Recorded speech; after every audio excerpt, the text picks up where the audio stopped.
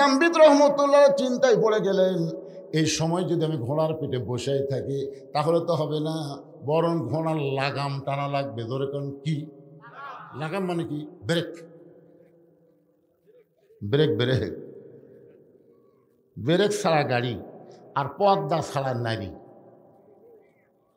যে মোটর সাইকেলে ব্রেক নাই ওই মোটর সাইকেল যতই দামি হোক, আপনি যদি বগুড়ার উদ্দেশ্যে রওনা দেন, আপনি কিন্তু বগুড়া যাওয়ার আগে হাসপাতালে যাওয়া লাগবে। ধরে কোন কথা ঠিক।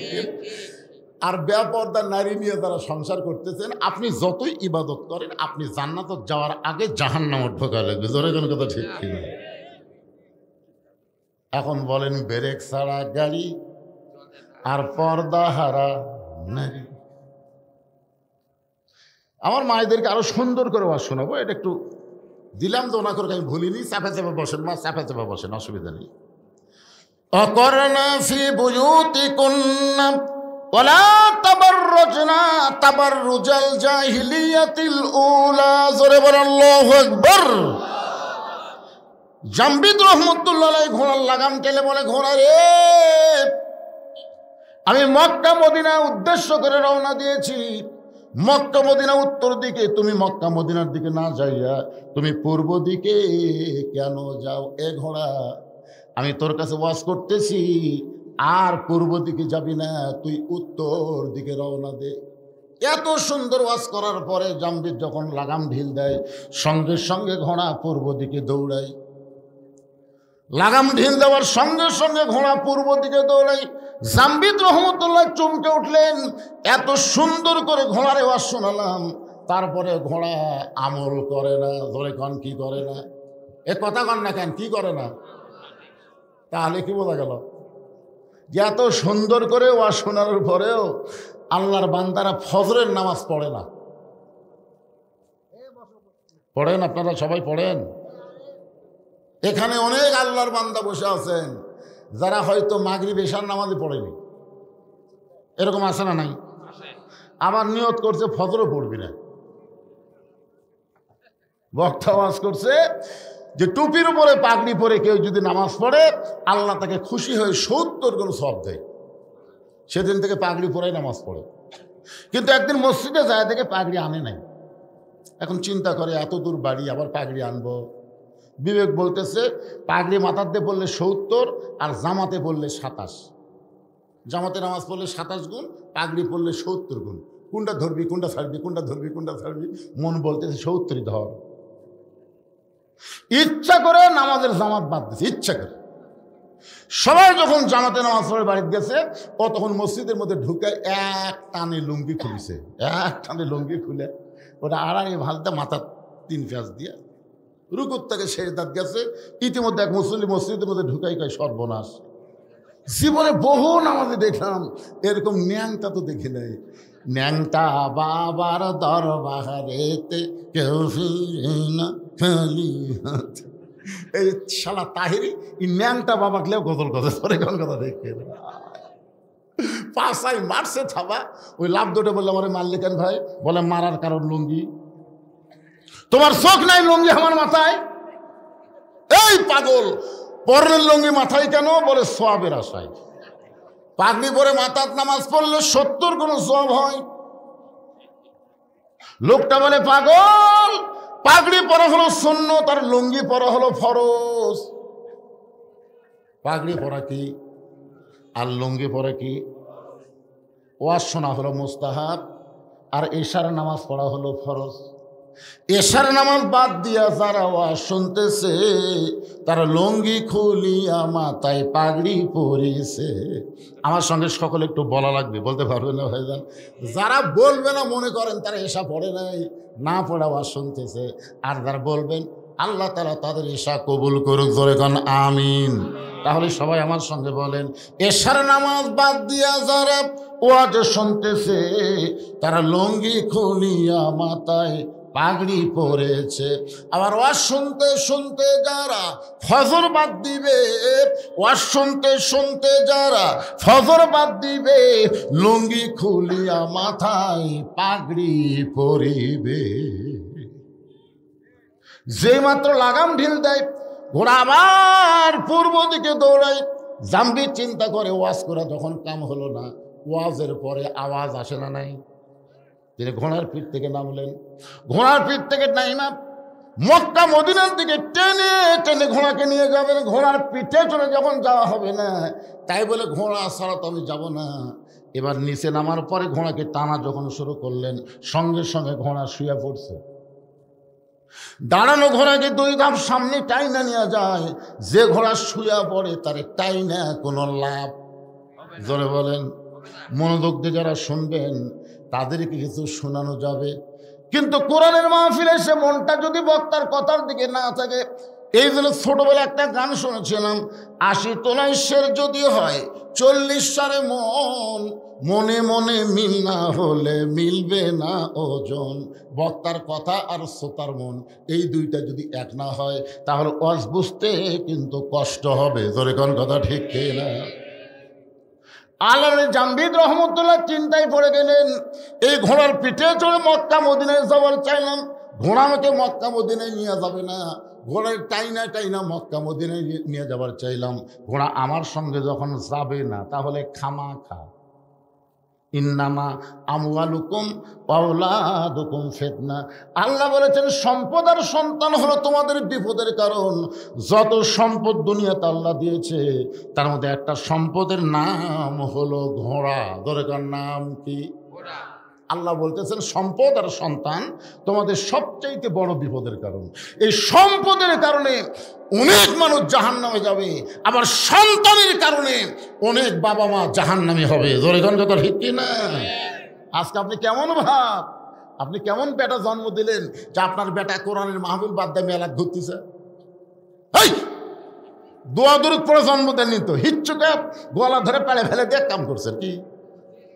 শালা মানুষ হবে? কোরআনের মাহফিল বাদ দিয়ে মেলার মধ্যে ঘুরবি? কথা কর না কেন ভাই, কথা কর না কেন? মুসলমানের বাচ্চা হয়ে তুমি আল্লাহর কোরআনের মাহফিল বাদ দিয়ে মেলার মধ্যে ঘোরো, তোমার লজ্জা করে না? ওই ব্যক্তি হলো সবচাইতে বড় দুর্নীতিবাজ। ওই ব্যক্তির কোনো নীতিই নাই যে আল্লাহর কোরআনের মাহফিল বাদ দেয় মেলার মধ্যে ঘোরে। জোরে কোন কথা ঠিক কিনা? আর এত রাত্রে, রাত 11:30 পার হয়ে গেছে, এত রাত্রে রাস্তা ঘোরা ভালো মানুষের বাচ্চারা ঘোরে না, চোর ডাকাতেরাই ঘোরে। জোরে কোন কথা কন না কেন? এত রাত্রে রাস্তা কারা ঘোরে? অন্যদিন ঘুরলে তাও না একটা কথা আছে, আজকে কোরআনের মাহফিলের দিন, আরে জান্নাতের বাগান লাগছে এখানে, আর ওরা জাহান্নামের মধ্যে ঘুরতেছে। একটু মনোযোগ দিয়ে শুনবেন। জামবিদ রহমতুল্লাহ ঘোড়ার মহব্বত কলিজা থেকে বের করে দিয়ে মক্কা মদিনার দিকে হেঁটে হেঁটে রওনা দিয়েছে। আপনি বলেন টার্গেট ঠিক থাকা লাগবে, দরকার হলে হেঁটে যাবো, অসুবিধা আছে? কথা কন না কেন? লং মার্চ, ঢাকা মার্চ ডাক দিল না 5 তারিখে, 6 তারিখে কিন্তু ডাকছিল, চিন্তা করলো না 6 তারিখে তো ডাকছি, এদিকে হাসিনা সাইজ ধরে দরকার নাই, একদিন আগে গাড়ি যদি না চলে হেঁটে যাবো রে। কথা কন না কেন? ওরা কিন্তু সব ক্যামেরা ট্যামেরাতে দেখছে, ও বাবারে পিঁপড়া যেরকম আসে ওই রকম দল বান্ধে আসতেছে। এমনি সেনাবাহিনী প্রধান এমনি কইছে 45 মিনিট টাইম দেওয়া হলো। এরই মধ্যে যাওয়া লাগবে, কারণ যে হারে আসতেছে গাড়ি নিয়ে আসতেছে, গাড়ি নিয়ে হাঁটে হাঁটে এ পা আল্লাহ এমনি দেয়নি ভাই। অনেক মুরব্বী আগে হেঁটে হেঁটে হজ করছে। জোরে কোন কথা ঠিক কিনা? ওরা হলো হাজি রে, এরাই হলো হাজি। আর এখন বেটাক সব সম্পত্তি দিয়ে বেটিক ফাঁকি দিছে, ফাঁকি দিয়ে ওই একেবারে 11টা পাথর লিছে, 11টা পাথর লিয়ে খালি ওই জামরাত ফেরেশতা কয় আল্লাহ বড় শয়তান, শত শয়তানের ঢাল মারতেছে। সব সম্পত্তি বেটাক দেখ, বেটিক যে বাপ ফাঁকি দিছে ওই মানুষ আছে, ওই আবার মক্কা যা শয়তান মারতেছে। কেন পাগলা তুই কি মাররে? তুই বড় শয়তানের বাপ। কথা কন না কেন ভাইজান? মন খারাপ করতেছেন? আচ্ছা আপনার কি কোনো বক্তব্য দিবেন? শুনবেন? আলহামদুলিল্লাহ, খালি ভালো নয়, আজকে মজা দেবে।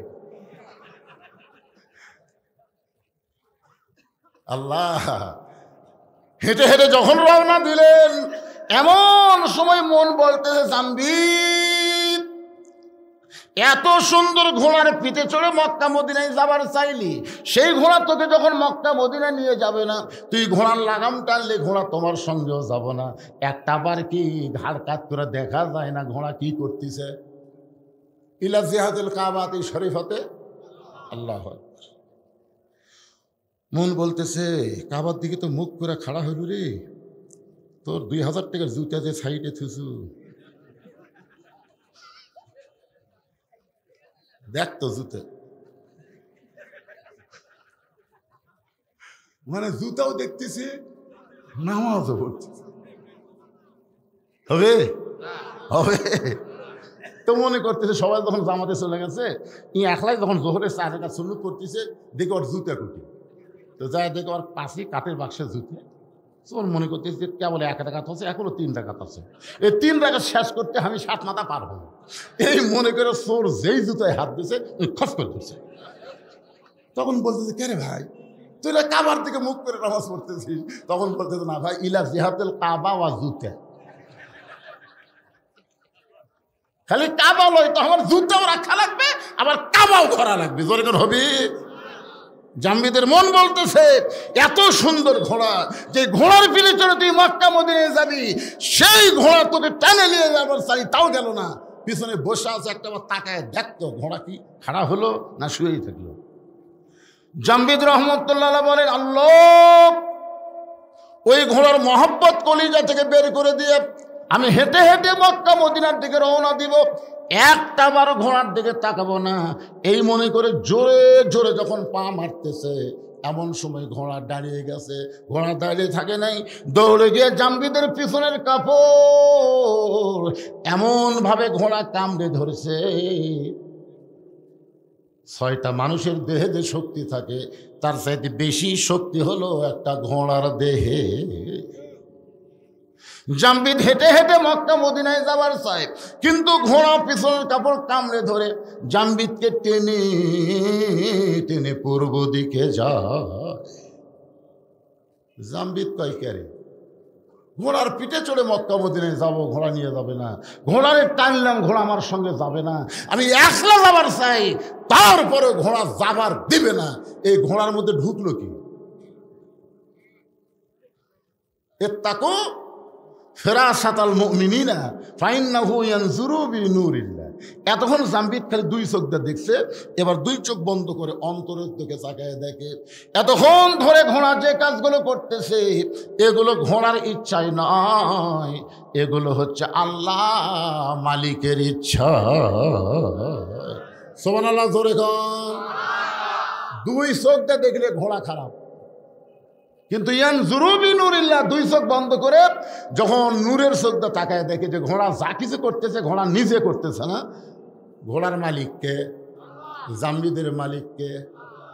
আল্লাহ জাম্বিদ ঘোড়ার পিঠে চললেন, দেখি ঘোড়া কোথায় নিয়ে যায়। আল্লাহ কেন মক্কা মদিনায় যাবার না দিয়ে আল্লাহ আমারে কোথায় নিয়ে যাবে? ঘোড়ার পিঠে যখন চললেন, ঘোড়া চলতে চলতে চলতে চলতে রোম দেশ। জোরে কোন, কোন দেশ? এই আমার সঙ্গে একটু জোরে বলেন, কোন দেশ? এই রোম দেশের বর্ডারে এসে ঘোড়া দাঁড়াইছে। বর্ডার, সঙ্গে সঙ্গে 6-7 জন সৈন্য জাম্বিদের দিকে তাকায় আছে।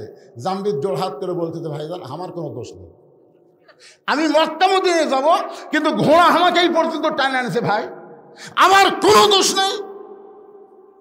কারণ মক্কা মদিনায় যাওয়ার ভিসা আছে, কিন্তু এই দেশে যাওয়ার তোমার ভিসা নেই। কিন্তু ঘোড়া তো বোঝে না।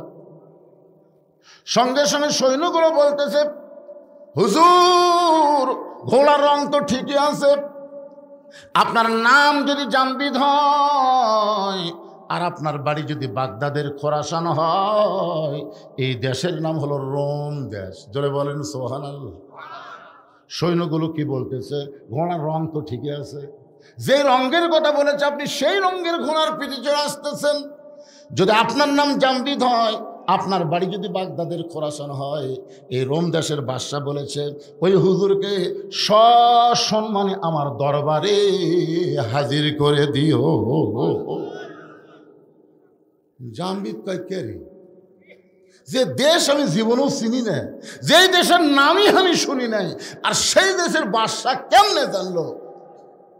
ঘোড়ার রং তো লাল, আমার নাম জামবিদ, আমার বাড়ি ইরাকের খোরাসান, বাগদাদের খোরাসান। এইটা কেমনে জানলো? এই বাদশা তো বাদশা নয়, এই বাদশা হলো আল্লাহর ওলি। ধরে কোন বাদশা কি?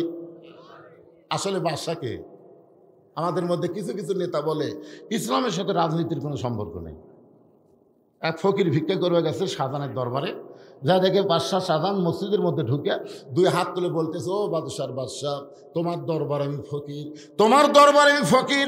ফকির মনে মনে কয়, আইলাম বাদশার কাছে, আইসা থেকে বাদশাহ নিজেই ফকির হয়ে কাঁদতেছে, তাহলে আমিও যা সাজানো তাই, তাহলে আসল বাদশা কে? জোরে কন, আরো জোরে, জোরসে বলুন। তাহলে আল্লাহর নীতি তো রাজনীতি, আর শাহজাহানের নীতির নাম হলো ফকরা নীতি। মানুষ হলো ফকির, আল্লাহ হলেন বাদশাহ। তাবারাকাল্লাযী বিয়াদিহিল মুলক ওয়া হুয়া আলা কুল্লি শাইইন কদির। গোটা পৃথিবীর রাজত্ব, কর্তৃত্ব, মালিকানা একমাত্র কার হাতে? যারা জবান বন্ধ করে থবেন, বুঝবেন আপনি মুসলমান, খালি নাম আছে কিন্তু আপনার ভিতরে মুনাফিকি কাম করতেছে। আমি কি আমার বাপের কিচ্ছা বলতেছি না আল্লাহর কোরআনের কথা? জোরে বলেন, তাবারাকাল্লাযী বিয়াদিহিল মুলক। এক হাদিসে আমারে কয়, হুজুর আপনার ওয়াজত গেলে খালি রাজনীতির পেছর পড়ে, রাজনীতি না করলে হয় না। আমি গেল, হাদিস সাহেব আপনি তো রাজনীতি করে যাচ্ছেন। তো বলে কোথায়? মক্কায়। তো বলে কেমনে? আমি বললাম, আপনি কি আল্লাহর ঘর সামনে থেকে বলেছেন ইন্নাল হামদা ওয়ান নিমাতা লাকাওয়াল মুলক লা শারিকা লাক? এটাকে আপনি বলছেন? হুজুর বহুবার বলছি। তো এই লাকাওয়াল মুলক লা শারিকা লাকের অর্থ কি? আমরা তো শুনে শুনে খালি কচি হুজুর, আমরা তো অর্থ জানি না। পাগলা, এর অর্থ হলো রাজনীতির ভিতরে, রাজত্বের ভিতরে একমাত্র আল্লাহ ছাড়া অন্য কাউকে আমি স্বীকার করি না। তাহলে রাজনীতি, রাজত্ব একমাত্র কার? আরো জোরে বলেন। আপনি কাবা ঘরের সামনে দিয়ে এই তালিবিয়া পড়ে এসে বাংলাদেশের মানুষের দল করতেছেন, আপনার হাজি নাম হবি কিন্তু হজ কবুল হবি না। জোরে কথা কন না কেন ভাইয়া? তাহলে বাদশাহ শাহজাহান কি বাদশাহ আছে? বাদশাহ শাহজাহান বাদশাহ আছে? বাদশাহ নেই, কি হচ্ছে? আল্লাহ গানিয়ুন ও আনতুমুল ফুকারা। আমরা হলাম ফকির, ধনীর নাম কি? আরো জোরে, জোরসে বলুন। জামবিদ রহমতুল্লাহ চমকে গেলেন, যে দেশ আমি চিনি না, যে দেশের বাদশাকে আমি জীবনেও জানি না, সেই দেশের বাদশা কেমনে জানলো আমার নাম জামবিদ, আমার বাড়ি খোরাসান বাগদাদে, আমি লাল ঘোড়ার পিঠে চড়ে আসতেছি, এই বাদশা অবশ্যই আল্লাহর ওলি। ওই 6 জন সৈন্য শুভেচ্ছা স্বাগতম, আল্লাহর ওলির আগমন, শুভেচ্ছা স্বাগতম বলে রোমের রাজদরবার পর্যন্ত পৌঁছায় দিলেন। জামবিদ বললেন, ভাইজান এই যে রাজদরবারের দরজা পর্যন্ত নিয়ে আসলেন, এখন আমি কি করব? বলে এখান থেকে আপনাকে একলাই যাওয়া লাগবে, এখান থেকে আপনাকে একলা যাওয়া লাগবে।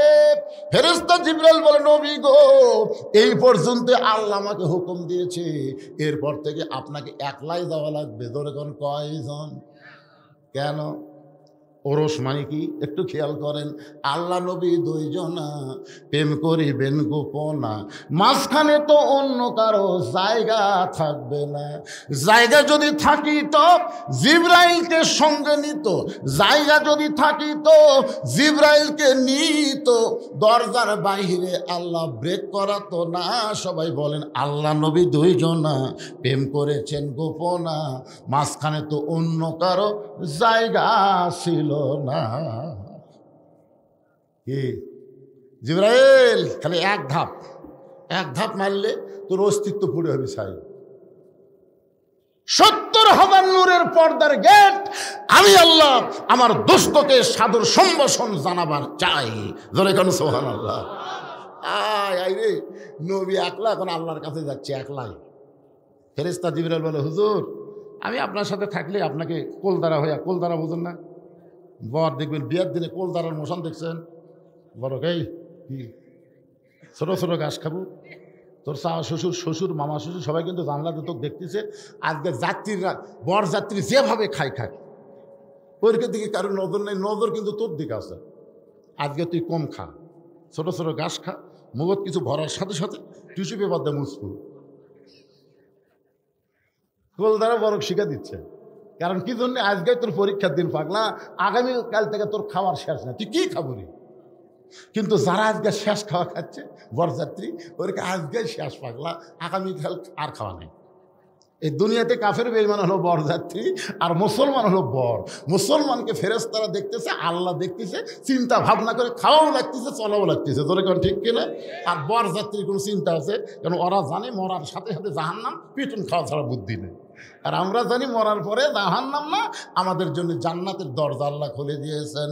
সালামুন আলাইকুম তিবতুম ফাদখুলুহা খালিদিন। এখান থেকে আপনি 1 লাখ যান। আল্লাহ নবী জামবিদ রহমতুল্লাহ আলাইহি রোমের বাদশার রাজ দরবারে একা একা রওনা দিলেন। কিছু দূর যাওয়ার পরে রোমের বাদশা দাঁড়িয়ে জামবিদ রহমতুল্লাহ আলাইহিকে সাদর সম্ভাষণ জানায় বলতেছে, ওগো আল্লাহর ওলি, আপনার ঘোড়া, লাল ঘোড়ার পিঠে চড়ে আপনি খোরাসান থেকে আপনি জামবিদ রহমতুল্লাহ আলাইহি আমার রোমের দিকে আপনি আসতেছিলেন।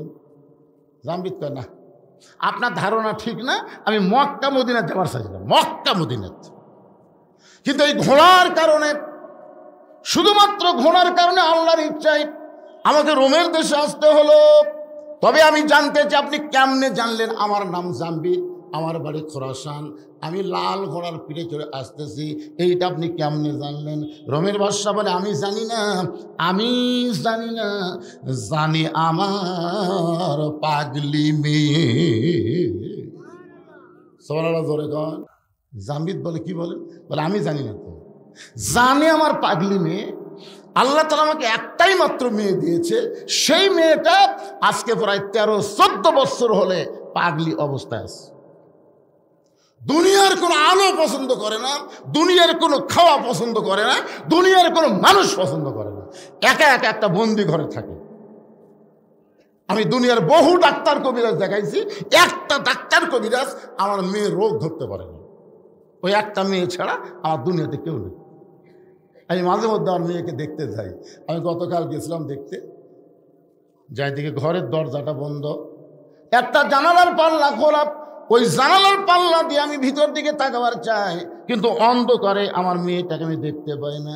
আমি যখন বারবার তাকায় আছি, এমন সময় মেয়েটা বলতেছে, বাবা আপনি দুনিয়ার বহু ডাক্তার দেখাইলেন বাবা, কিন্তু কোনো ডাক্তার তো আমার রোগ ধরতে পারে নাই। আমি কোন রোগের রোগী যদি জানতে চান, তাহলে খোরাসান থেকে একজন আল্লাহর ওলি, নাম তার জামবিদ, লাল ঘোড়ার পিঠে চড়ে রোমের দিকে আসতেছে, তাকে যদি আপনি আমার কাছে আনতে পারেন বাবা, তাহলে সেই বলতে পারবে আমার ভিতরে কি রোগ রয়েছে। আমি আমার মেয়েটার কথা প্রথমে বিশ্বাস করলাম না, কারণ মেয়েটা আমার পাগলি হয়ে গেছে, রোগী অবস্থায় আছে, মেয়েটার কথা বিশ্বাস করলাম না। তারপরে মনে মনে চিন্তা করলাম, কয়েকটা সৈনিক আমি পাঠাইয়া দিয়ে দেখি তো, যদি এইরকম কোনো মানুষ আসে তাহলে ধরে যেন আমার দরবারে নিয়ে আসে। ওগো আল্লাহর ওলি, আপনার ঘোড়ার রঙ ঠিক আছে, আপনার নাম যদি জামবিদ হয়, আর বাড়ি যদি বাগদাদের খোরাসান হয়, তাহলে আমার পাগলি মেয়ের কাছে একটু চলেন। কোন রোগে আমার মেয়েটা রোগে ভুগতেছে, কোন অসুখ আমার মেয়েটার মধ্যে ধরে বসেছে, মেহেরবানি করে আপনি একটু বলে দিবে। জামবিদ চোখ বন্ধ করেছে। সর্বনাশ, একটা মেয়ে, আপনার কি মনে করতেছেন? মেয়ে, পৃথিবীর মধ্যে সর্বপ্রথম এই মেয়েই কিন্তু ঈমান গ্রহণ করছে আল্লাহর নবীর হাতে। জোরে কোন ঠিক কিনা? সে মেয়েটার নাম কি? খাদিজাতুল কুবরা। দেখছেন, পৃথিবীতে সর্বপ্রথম একজন নারীকে জান্নাতি নারীদের নেত্রী বানানো হবে। জোরে কোন ঠিক কিনা? এমন করে গল্প শুনছেন যে একটা মরদ মানুষকে জান্নাতের রাজা বানানো হবে, শুনছেন? কথা কন না কেন? কি আবার বাংলাদেশে একাধারে খালি নারী, এরশাদ চাচার পর থেকে আর কোনো মরদ নাই। কোন দিকে যাবেন? রাস্তা দিয়ে গেলে বাড়িতে মরদ মানুষ আছে কিনা বোঝা যায় না, খালি মেয়ে মানুষের কণ্ঠ শোনা যায়। কে রে, মেয়ে মানুষের এত পাওয়ার কে দিল রে? সুবহানাল্লাহ বলে।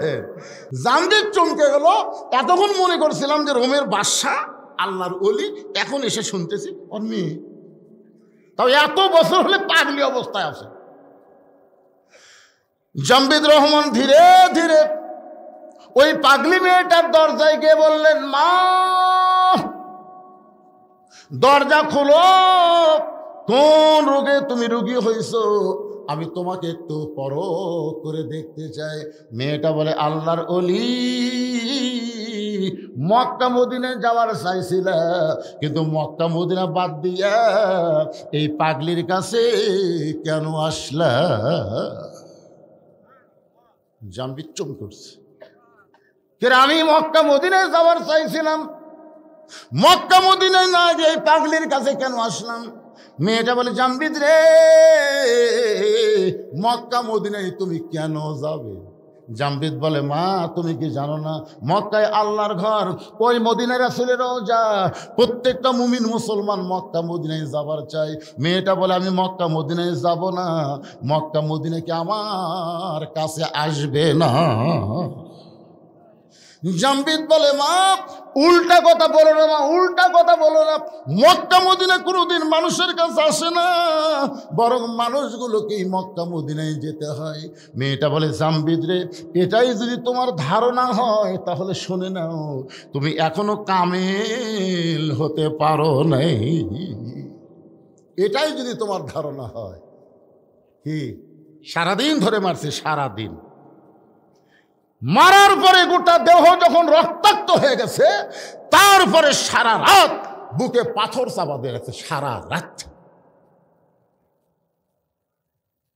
আবু জেহেল বলতেছে, যে পাথর বেলালের বুকে চাপা দিয়েছি, এ পাথর তো আমাকে সুস্থ মানুষের বুকে দেওয়া মাত্রই মরবে, আর এক সারাদিন মারার পরে তো আহত হয়ে গেছে, এত ওজনের পাথর চাপা দিলে মরেই যাবে। সকালবেলা লাশ তোমরা টেনে নিয়ে যায় আব্দুল্লাহর এতিম পোলার সামনে দিয়ে আসো, আমাদের গোলামকে মুসলমান বানালে আমরা তার অবস্থা এমনি করে দেব। এই কথা বলে আবু জেহেল যখন চলে গেছে বাড়িতে, সকালবেলায় কতগুলো কাফের যুবক বেলালের লাশ নিতে আইসা দেখে বেলালের বুকের পাথর নিঃশ্বাসের সঙ্গে উঠতেছে আর ডাবতেছে। ওরা কয়, কে রে, চাপা দিলি মরবি। আর সেই লোকটার নিঃশ্বাসে এত পাওয়া। এই নিঃশ্বাস কি সাধারণ নিঃশ্বাস? এই নিঃশ্বাস হলো ইমানদারের নিঃশ্বাস। জোরে কোন ঠিক কি না? জেলের মধ্যে নিয়ে থেকে, জেলের থেকে নিয়ে যা তুমি হাসপাতালে হত্যা করবা? হ্যাঁ, 13 বছর অন্যায়ভাবে হুজুরকে জেল দিলে, এতেও তোমার খায়স মিটল না। তুমি জেল থেকে বের করে মিথ্যা নাটক করে তুমি হুজুরকে হাসপাতালে হত্যা করবা। আপনারা বলেন তো, হুজুরের নিঃশ্বাস নাই? যখন আসে না নাই? আপনার কি ওই ভিডিও দেখছেন, উনি যখন হাসপাতালে বেডের উপর বসে আছেন, দেখছেন? একটু মনোযোগ দিয়ে শুনবেন। যুবকের এক দৌড় নেতার কাছে, নেতা আপনি বলেছিলেন পাথর চাপা দিলে মরে যাবে, আসেন মরে নাই, বরং নিঃশ্বাসের সঙ্গে পাথর উঠতেছে আর ডাবতেছে। আবু জেহেল উতবা সাইবা দৌড়ে এসে দেখে বেলালের জবান থেকে আল্লাহ আল্লাহ আল্লাহ আহাদ আহাদ উচ্চারণ হচ্ছে। কুলহু আল্লাহু আহাদ, পড়েন, কুলহু আল্লাহু আহাদ আল্লাহুস সামাদ লাম ইয়ালিদ ওয়া লাম ইউলাদ ওয়ালাম ইয়াকুল লাহু কুফুয়ান আহাদ। আবু জেহেল বলতেছে, জিহ্বা টেনে বের করো। যে জিহ্বাতে আল্লাহ আল্লাহ উচ্চারণ করতেছে, ওই জিহ্বা পেরেক মেরে দিতে হবে। বেলালের মুখের মধ্যে হাতটা দিয়ে জিহ্বা টেনে বের করে ওই জিহ্বার মধ্যে 6টা বাউল কাটা ঢুকাই দিলেন। বাউল কাটা হলো খেজুর কাটার চাইতেও মোটা, এরকম 6টা কাটা এই পার্দে ঢুকায় ওই পার্দে বের করে দিলেন। এরপরেও হযরত বেলালের জিহ্বা দিয়ে রক্ত বের হয়, রক্তের মধ্যে ফুটি বলতেছে আল্লাহ আল্লাহ আল্লাহ আল্লাহ আল্লাহ আল্লাহ। এরপরেও আল্লাহর জিকির যখন বন্ধ হয় না, কে যেন বলল, আবু বকর, গভীর রাত্রে যেই বেলাল নবীর কাছে ঈমান গ্রহণ করছে, সেই বেলালকে মারতে মারতে মারতে মারতে বেলালের জিহ্বা টেনে বের করে জিহ্বার মধ্যে পেরেক মারছে। আবু বকর রে, বেলাল তোমার ভাই, কুল্লু মুসলিমুন ইখওয়া, প্রত্যেকটা মুসলমান মুসলমান ভাই ভাই, আবু বকর রে, বেলালকে কি মুক্ত করবা না? আবু বকর এক দৌড়ে গিয়ে কাফের বেঈমানদের সামনে বলেন, এ মক্কার কাফেররা, তোদের মধ্যে মানবতা নাই, তোদের মধ্যে মনুষ্যত্ব নাই। সারাদিন ধরে মারছিস, সারা রাত বুকে পাথর চাপা দিয়ে রাখছিস, এরপরও জিব্বা বের করে জিব্বার মধ্যে পেরেক মারলি, তোদেরকে কোনো দয়া নাই রে, তোদের কোনো কি মায়া নাই? আবু জেহেল বলতে, আবু বকর যদি তোমার মায়া হয় তাহলে আমাদের গোলামকে তুমি কিনে নাও, কত দাম নিবা? বেলালের মনিব উমাইয়া বলতেছে 1000 স্বর্ণ মুদ্রা নিব। আবু জেহেল বলে, রে উমাইয়া, যেই বেলাল সুস্থ অবস্থায় তুমি 1 টাকা দিয়ে কিনলাম, আর সেই বেলাল মরার সময় তুমি 1000 আশরাফি চাইলা। আবু বকর বলে, উমাইয়া, আমার কাছে যদি 10,000 টাকা চাইতা, তারপর আমার ভাই বেলালকে তোমাদের কাছে এক মুহূর্ত আমি রাখবো না। 1000 আশরাফি দিয়ে হযরত বেলালকে মুক্ত করে নবীর দরবারে নিয়ে যায়। আবু বকর কান্দে করে চিন্তা করতেছে, রহমতুল্লাহ আলামিন এই দৃশ্য কি সহ্য করতে পারবে? নিজের পাগড়ি দিয়ে বেলালকে ঢেকে কান্দে করে যখন নিয়ে যাচ্ছে, নবীর সামনে দাঁড়াবে, আবু বকর, বেলালকে এইভাবে না ঢেকে আমার সামনে প্রকাশ করে দাও। আবু বকর, হুজুর আপনি সহ্য করতে পারবেন না, ওই কালো মানুষটা রক্ত লাল হয়ে গেছে। রাসূল বলে, আবু বকর, তুমি কি জানো আল্লাহ তাআলা আমার বেলালের জন্য কোরআনের আয়াত নাজিল করেছে? ইন্নাল্লাযীনা ক্বালু রাব্বুনাল্লাহু সুম্মা ইসতাকামু তাতানাজ্জালু আলাইহিমুল মালায়েকা আল্লা তাখাফু ওয়া লা তাহজানু ওয়া আবশিরু বিল জান্নাতিল্লাতী কুনতুম তুআদুন।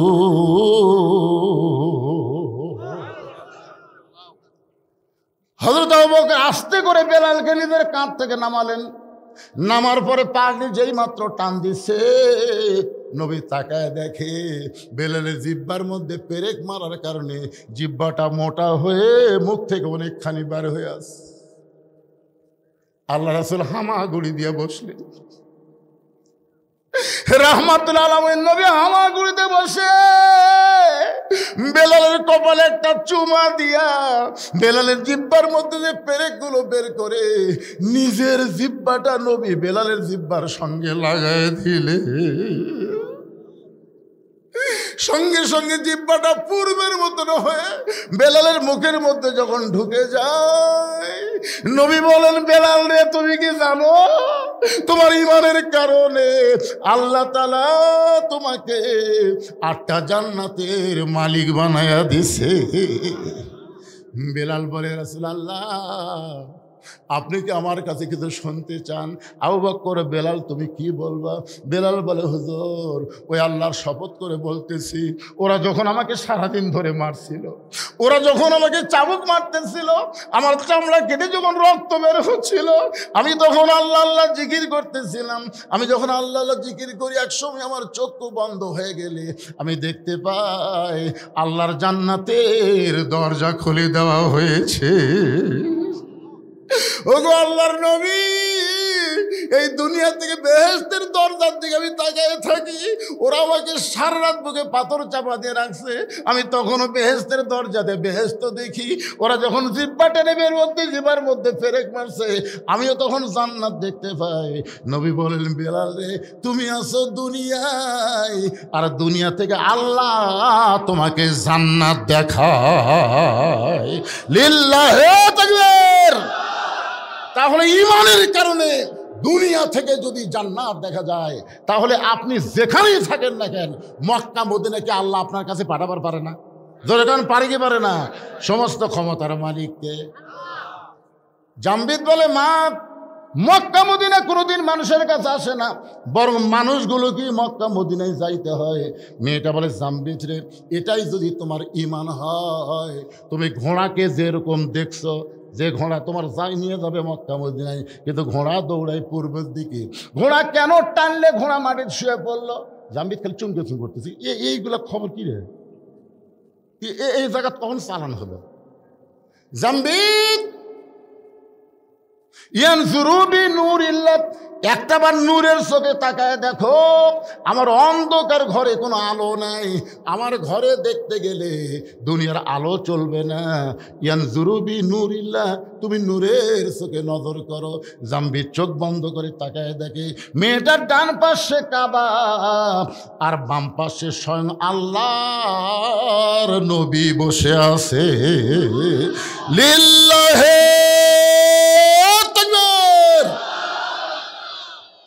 জাম্বির দরজাত বসে বলে, মা মা তুমি এমন কি আমল করো যে আমল করনে ডান পাশে মক্কা বাম পাশে মদিনা? তুমি এমন কি আমল করো মা যে আমলের কারণে তোমাকে মক্কাও যাওয়া লাগলো না, মদিনাও যাওয়া লাগলো না, মক্কা মদিনা তোমার কাছে চলে আসলো? এই আমলটার নাম কি? আজকে যুবক যারা এসব বাদ দেয়, ফজর বাদ দেওয়ার চিন্তা করতেছো, আজকে তোমাদেরকে সে আমলের খবর দেব। শুনবেন না আপনারা? শুনবেন না? তাহলে আয়াতটা আর একবার তেলাওয়াত করি। ইয়া আইয়ুহাল্লাযীনা আমানুত্তাকুল্লাহা হাক্কা তুকাতিহি ওয়া লা তামুতুন্না ইল্লা ওয়া আনতুম মুসলিমুন। না দুর্বল হয়ে গেছে? ওয়াজ শুনে কি দুর্বল হলেন? আরে পাগলা, কোন আমলের কারণে নমরুদের আগুনের চুলা শান্তির বাগান হলো আমাদের জাতির পিতার জন্য? জানা লাগবে না? কোন আমলের কারণে মুসা নবীর জন্য আল্লাহ সাগরকে রাস্তা বানায় দিল? এগুলো তো আমাকে জানা লাগবে ভাইজান। কারণ ভারত যে হারে মাঝে মধ্যে হুমকি মারতেছে, ওরকে হাতত নাকি এমন অস্ত্র আছে যে বাংলাদেশকে দখল করতে ওরকে 15 দিনও টাইম রাখবি না। আর একটা নেতা কাছে 15 মিনিটে বাংলাদেশে আস। হায় হায় রে, ওরা কিসের ভরসায় এত বড় হুমকি মারতেছে? ওদের কাছে অ্যাটম আছে, হাইড্রোজেন আছে, পারমাণবিক অস্ত্র আছে। ওরা মনে করতেছে অস্ত্র আছে, আর অস্ত্রকে আমরা টিয়ারি করি না, আমাদের আল্লাহ আছে। জোরে কোন কথা বলেন না কেন? ইমাম মেহেদী আলাইহিস সালাম আসবেন কোন আমল নিয়ে পৃথিবীতে? ঈসা আলাইহিস সালাম আসবেন কোন আমলের নিয়ে পৃথিবীতে? যারা আসার সাথে সাথে পৃথিবীর সমস্ত ইহুদি খ্রিস্টান কাফেরেরা পরাজিত হয়ে যাবে। জোরে করে কথা ঠিক না? এখন আমাদের মুসলমানকে সে আমল করার দরকার আছে না নাই? আমি সে আমলটা কোরআন থেকে আপনাদের সামনে দিব, আর ওরস শব্দের অর্থ একেবারে খোলা খুলে আপনাদের বলে দিব। কারা কারা শুনবেন? 2 হাত তুলে একটু আল্লাহকে দেখান তো দেখি। লিল্লাহে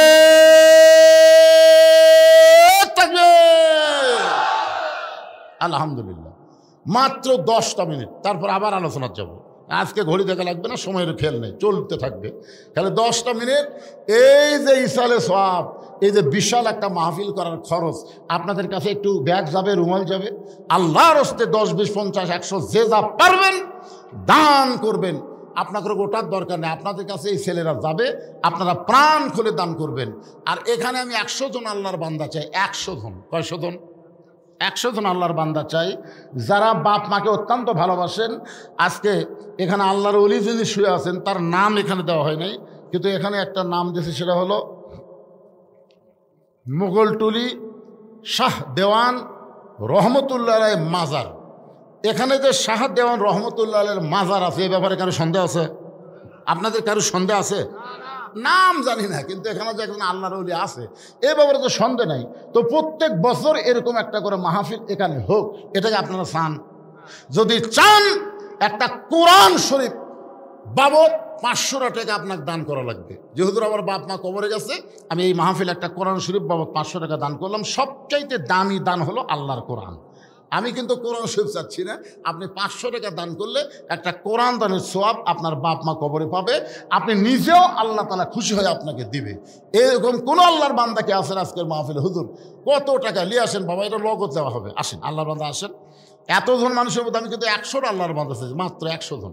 এই হাজার হাজার মানুষের মধ্যে আরে এই গামছা চাদরা খুঁটি গেল রে পাটি, আরে নাই? হ্যাঁ আসো, আসেন আসেন আসেন। বাপ মার প্রতি দয়া হচ্ছে না, মায়া হচ্ছে না? যে বাপ মা আপনার কবরে গেছে, সে বাপ মার কবরকে জান্নাত বানানোর জন্যে কোরআনের মাহফিল একটা কোরআন বাবদ 500 টাকা দান করবেন। মাশাআল্লাহ, দেন, আমার হাতত দেন, দোয়া করা লাগবে তো। আমি চাইলাম একটা কোরআন, কিন্তু শাহাদত 2টা কোরআন শরীফ বাবদ 1000 টাকা দান করলো। আল্লাহ বাপ মার কবরকে জান্নাতের টুকরা বানান। কে রে শাহাদত ভাই, বাপ মা মরছে নাকি? না বেঁচে আছে? বেঁচে আছে। আমি তো মরার দোয়া করতেছি। না না আমি দোয়া করে আল্লাহ বাপমার হায়াত দারাজ করে দেখ, ধরে করেন আমিন। এই দুইটা কোরআন বাবদ 1000 টাকা দান করার কারণে শাহাদতকে আল্লাহ দানবের খাতায় কবুল করেন, ধরে বলে আমিন। আল্লাহ তোমার একজন বান্দা কোরআন শরীফ বাবদ 500 টাকা দান করছে, আল্লাহ দানকে কবুল করেন। আর একজন আল্লাহর বান্দা আল্লাহর কোরআন শরীফ বাবদ কোরআনের মাহফিলে 500 টাকা দান করলো, আল্লাহ দানকে কবুল করেন, আল্লাহ নেক নিয়ত নেক আশা পূরা করেন, জোরে বলে আমিন। সবাই বলে আল্লাহুম্মা আমিন। এগুলা সব কি লিখে দিয়ে গেলেন বাজান? আমি মনে করছি দানের স্লিপ রে, ও বাবা রে, মাশাআল্লাহ। আর একজন আল্লাহর বান্দা কোরআন শরীফ বাবদ 500 টাকা দান করছে, আল্লাহ দানকে কবুল করেন, আল্লাহ নেক নিয়ত নেক আশা পূরা করেন, জোরে বলে আল্লাহুম্মা আমিন। আচ্ছা, আপনাদের কাছে 500 টাকা নাই, সব মেলা ফুরাছেন নাকি? এই জন্য আপনারা আগে নিয়ত করবেন, এই মেলা টেলা লাগবে, সব টাকা তো শেষ। আমার এলাকায় একটা ইসালে সব হলো 5 ফির মাজারত, ও একটা ফকুন্নি পর্যন্ত 5000 টাকা খরচ করছে, ফকুন্নি ভিক্ষা করে খায়, ওই 5000 টাকা এতই খাসে ভাই। আল্লাহর একজন বান্দা কোরআন শরীফ বাবদ 500 টাকা দান করলো, আল্লাহ দানকে কবুল করেন। আসসালামু আলাইকুম হুজুর, গতকাল রাতে এই প্যান্ডেলেই হালকায় জিকিরের নামে ঢোল তবলা ডুগডুগি নিয়ে নাচ গান এবং আল্লাহ নবীর নাম নিয়ে ভণ্ডামি করা হয়েছে। যারা এগুলো করেছে এবং যাদের নেতৃত্বে এগুলো করা হয় তাদের সম্পর্কে আপনার বক্তব্য জানতে চাই।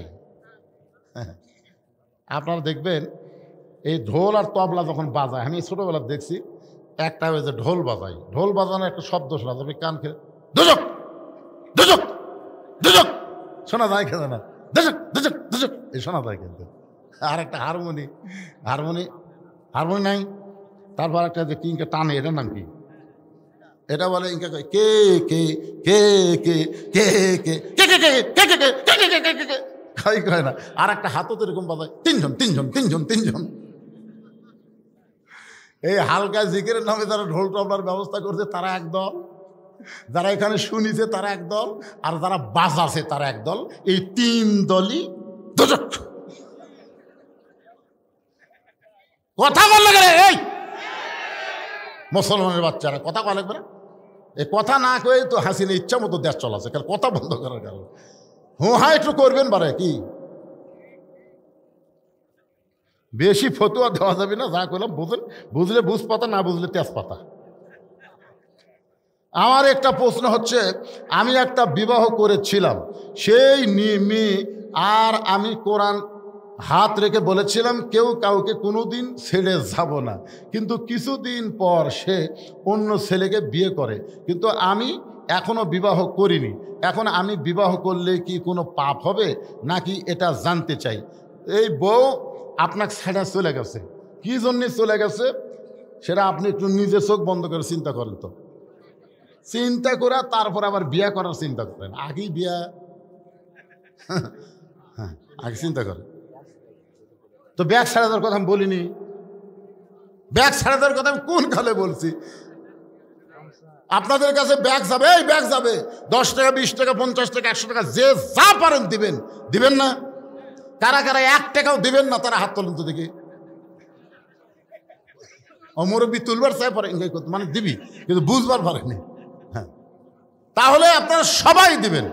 এই ব্যাগ না ভিতরে ঢোকো, ব্যাগ না ঢোকো, বাবা ঢোকো ঢোকো, এই ঢুকেছে, দেন সবাই দেন। আমার মায়েদের কাছে যাবেন, আমার মায়েদের জন্য আজকের আলোচনা। ও মা, বড় পীর আব্দুল কাদের জিলানী রহমতুল্লাহ আলাইহি যখন জান্নাতুল বাকি জিয়ারত করতেছেন, মক্কা মদিনায় 2টা গোরস্থান সকলের কাছে পরিচিত। মক্কায় হলো জান্নাতুল মাওয়া আর মদিনায় হলো জান্নাতুল বাকি। নাম শুনছেন আপনারা? এখানে টেজের উপর হাজি সাহেব নাই কেউ, আপনি তো হাজি। তাহলে মক্কায় যে কবর তার নাম কি? জান্নাতুল মাওয়া। সেই জান্নাতুল মাওয়ার মধ্যে ঘুমায় আছে আমাদের মা খাদিজাতুল কুবরা, যখন সুবহানাল্লাহ। আর মদিনায় যে গোরস্থান, সেই গোরস্থানের নাম হলো জান্নাতুল বাকি। ওই জান্নাতুল বাকির কোন এক জায়গায় ঘুমায় আছে নবীর কলিজা টুকরা মা ফাতেমা। সুবহানাল্লাহ বলেন না কেন? আব্দুল কাদের জিলানী রহমতুল্লাহ আলাইহি ওই জান্নাতুল বাকি যখন জিয়ারত করতেছেন, জান্নাতুল বাকি জিয়ারত করা হলো ভাগ্যের ব্যাপার, কারণ জান্নাতুল বাকির মধ্যে কম পক্ষে 10,000 সাহাবি ঘুমায় আছে। সুবহানাল্লাহ কন না কেন? কত হাজার? আমাদের গোটা বাংলাদেশ মিলেও একটা সাহাবি নেই। আমাদের গোটা বাংলাদেশে কোনো সাহাবি আছে? কোনো সাহাবি না। 2 জন আসছিল ওই নদী পথে চিটাগাংতে, তারা ফিরে চলে গেছে। 2 জন সাহাবি আসছিল, একটা জাবের ইবনে হুযাফা আর একটা নবীর মামা সাদ ইবনে আবি ওয়াক্কাস। এই 2 জন কিন্তু এসে ওনারা এখন চীনে যায়, ওনাদের কবর চীনে হয়েছে, কিন্তু আমাদের বাংলাদেশে হয়নি। বাইজিদ বোস্তামির মাজারও কিন্তু বাংলাদেশে নাই। আমি ওখানে গিয়ে দেখছি বাইজিদ বোস্তামি ওখানে কিছুদিন বসা ছিলেন। বাইজিদ বোস্তামির দরগা আছে, আর মাজার হলো ইরাকের বাগদাদে। সাল্লাল্লাহু বলেন। যেগুলো আছে অধিকাংশই কি, আমি দেখলাম সিলেটে একটা কবর, নাম হচ্ছে লেদা শাহ। জরিকার নাম কি? লেদা শাহ। কিছু দূর যাওয়ার পরে একটা দেখলাম ঘোড়া শাহ, তারপরে শেষে দেখলাম শাহ শাহ। আমি তো ওনাকে আগেই বলছি ভাই। মাশাআল্লাহ, আমার ভাই দেখেন, আপনার ওয়াজ এতই ভালো লাগতেছে, আমি কিন্তু ওনাকে আসতে বলছি ভাই সালাম কালাম দিয়ে যান। তবে না হুজুর আমি শুনবো। আলহামদুলিল্লাহ, এই আদায় যতক্ষণ হবে ততক্ষণ আমার ভাইজান আপনার একটু শুভেচ্ছা বিনিময় করবে, তারপর আবার আলোচনা চলবে ইনশাআল্লাহ। হ্যাঁ,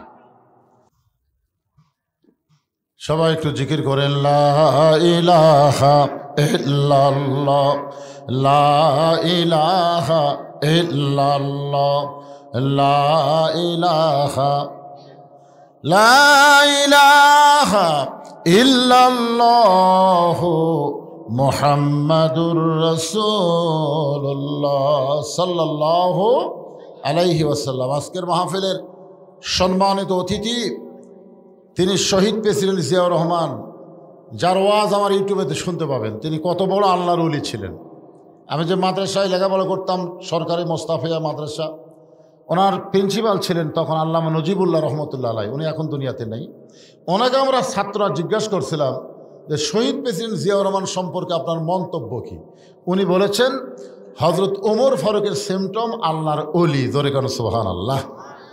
এবং বেগম খালেদা জিয়া, আপনারা কি দেখলেন যে হাসিনা কিভাবে পলে গেল, আর বেগম খালেদা জিয়াকে কিভাবে সম্মানের সাথে তাকে নিয়ে যাওয়া হলো। কথা বলেন ঠিক কিনা? আমরা সবাই তার জন্য দোয়া করব, আল্লাহ পুরাপুরি সুস্থতা সহকারে আমাদের দেশে আবার ফিরে আসার তৌফিক দেখ, আমিন। এবং তারেক জিয়া তারুণ্যের অহংকারকে আল্লাহ কবুল করুক, সকলে বলে আমিন। এখন আসেন, আপনাদের কাছে একটা ওয়াজ আমি রাখছিলাম, মনে নাই। মনে থাকলে আপনার 2-4 জন উঠে চলে গেলেন। আসলে 2টা জগতে আল্লাহ আমাদের পক্ষে, এটা আমরা বিশ্বাস করছি। একটা হলো রুহের জগৎ, একটা হলো দুনিয়ার জগৎ, আর একটা জগৎ আমাদের সামনে আছে। মনে আছে আপনাদের? মনে করছে 66-তে পাস তো করছি। পাস করলে আপনি জান্নাত পাবেন পাগলা, কিন্তু 33 না পাওয়ার কারণে যে কমপক্ষে 100-150 বছর জাহান্নামে থাকা লাগবে, সেটা কি করবেন? সেই জন্য আমি বলছি গোল্ডেন A+ পাইয়া বিনা হিসাবে আমরা জান্নাতি হব। জোরে কোন কথা ঠিক কিনা? মনে নাই। মেয়েটা বলে জানবি কোন আমলের কারণে আল্লাহর কাবা নবীর রওজা আমার পাশে, যদি তুমি জানতে চাও তাহলে শোনো। আপনারা এই কথাও কিন্তু আমি বলেছি, কি আমল, ঠিক না? কন সে আমল শুনবেন না আপনারা? হ্যাঁ ভাইজান, আমরা আইসি কিন্তু শুনলাম চলে গেলাম, এটা নাম ইসলাম ইমান নয়। আল্লাহ কোরআনে বলেছেন স্বামী না শুনতে হবে, ও তাই না, এটাকে আমল করার নিয়তে, গ্রহণ করার নিয়তে শ্রবণ করা লাগবে। তাহলে শোনা গেলাম, শোনা গেলাম, বকাল্লা বকে গেলাম, হয়ে গেল নাকি? না, আমরা যারা বক্তা আমাকেও ঠেলা আছে। আল্লাহ কোরআনে বলেছেন লিমা তাকুলু মা লা তাফালুন, যে বক্তা ওয়াজ করে আমল করে না, ওই মুনাফিক বক্তাকে দিয়া আল্লাহ জাহান্নাম আগে উদ্বোধন করবে। জোরে কর কথা, ঠিক কথা বলেন। আগে জাহান্নামের উদ্বোধন হবে আলেম দিয়ে, আবার জান্নাতের উদ্বোধন হবে আলেম দিয়ে। এক ছেলে এসে হুজুরকে বলে, হুজুর আমার বাড়ি তো অনেক দূর ব্রিজ দিয়ে ঘুরে তারপর আপনার কাছে আসতে হয় কোরআন শরীফ শিক্ষা করার জন্য। তো হুজুর ওই ব্রিজ দিয়ে ঘুরে আসতে আমার খুবই সময় লাগে, কষ্ট হয়। এমন কিছু দোয়া আছে যে দোয়া পাঠ করলে নদী পার হওয়া যায়।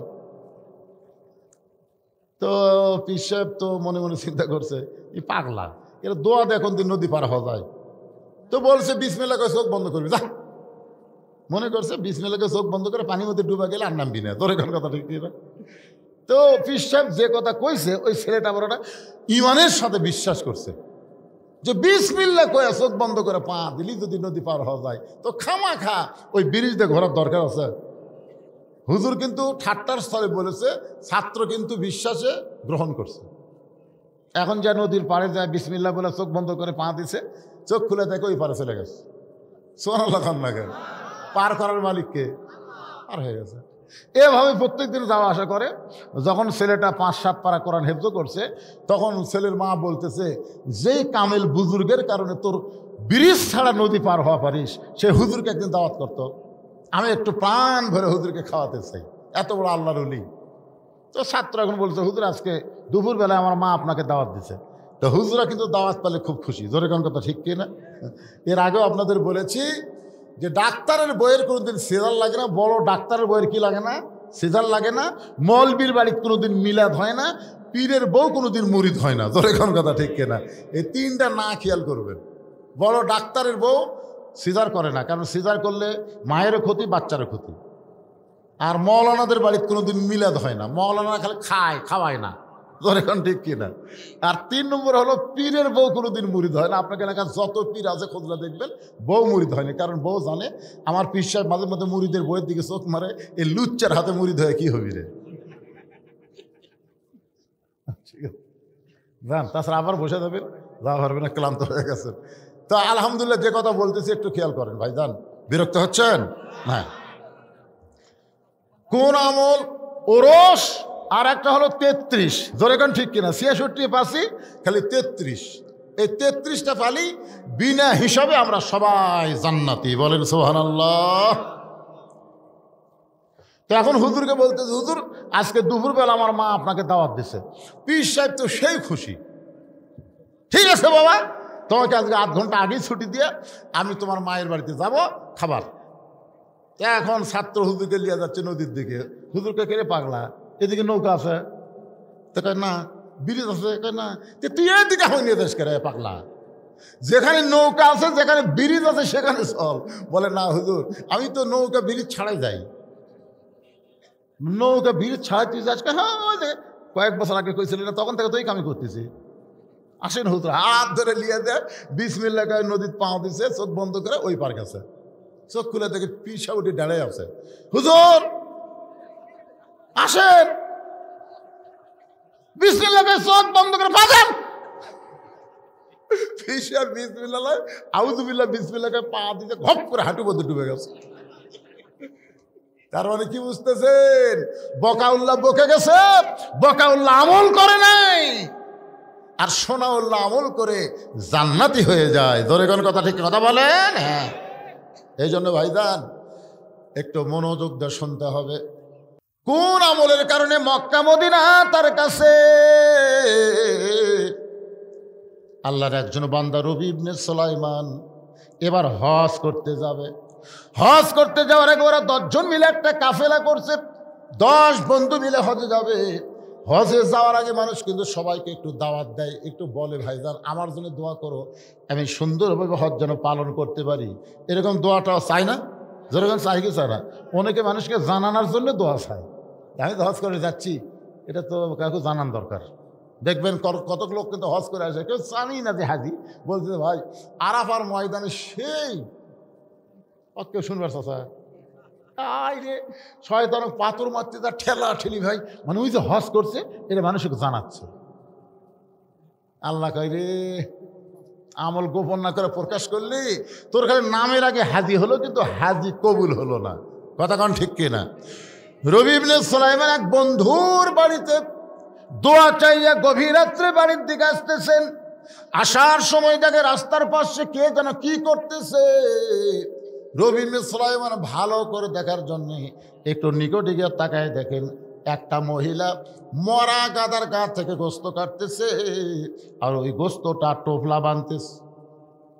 গাধা খাওয়া হারাম, গাধা খাওয়া হারাম, আর মরা গাদার গোস্ত। রবি ইবনে সুলাইমান চিন্তা করে এইটা কেমন মেয়ে, রাতের বেলা মরা গাদার গোস্ত কাটতেছে, হয়তো কোনো হোটেলে সাপ্লাই দিবে।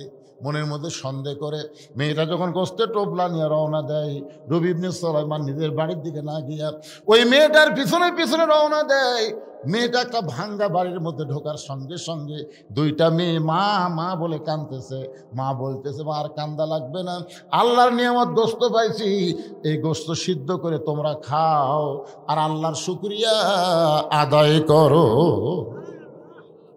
রবি ইবনে সুলাইমান চমকে গেল। একে তো গাধা খাওয়া হারাম, তারপরে মরা গাধার গোশত নিজের মেয়েদেরকে মা দিয়ে বলতেছে সিদ্ধ করে খাও, আল্লাহর শুকরিয়া আদায় করো।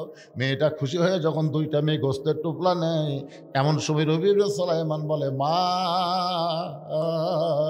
তুমি কেমন মা? তুমি তোমার ক্ষুধার্ত মেয়েদেরকে মরা গাধার গোশতের টুকলা দিলে, ও মা তুমি কেমন মা? মা বলতেছে, পথিক এই গভীর রাত্রে আমার বাড়ির ধার দিয়ে চলে যাচ্ছ, চলে যাও, আমার দিকে তোমার তাকান লাগবে না। আজকে দুইটা আমার মেয়ে আজকে কয়েকদিন হলো না খেয়ে থাকার কারণে বারবার যখন আমার কাছে খাবার চায়, আমি মা কোথায় খাবার পাবো? আমার স্বামী কয়েক বছর আগে দুনিয়া থেকে বিদায় হয়ে গিয়েছে, আমি একজন বিধবা নারী, দুইটা যুবতী মেয়েকে কি করব? রাতের অন্ধকারে আমি বের হয়ে গেছি কিছু খোঁজার জন্য, ক্ষুধা নিবারণের জন্যে। এখন গাধা খাওয়া হারাম না হালাল এটা পরখ করার শক্তি বিবেক আমার নাই। মরা গাধা না জেতা গাধা এইটা চিন্তা করার শক্তি আমার অন্তরে নাই। আমি গোশত মেয়েদেরকে দিয়েছি, মেয়েরা সিদ্ধ করে খাবে, আল্লাহর শুকর আদায় করবে, কারণ এই মুহূর্তে জীবন বাঁচান ফরজ মনে হয়ে গেছে। রবি ইবনে সুলাইমান বলেন, মা তোমার মেয়েদেরকে মরা গাধার গোশত খাইতে দিও না। এবার আমি হজে যাবার চাইছিলাম মা, আমি আর হজে যাব না, আমার সমস্ত হজের টাকা পয়সা আমি তোমাদেরকে দান করে দিব। এক দৌড়তে বাড়িতে গেলেন।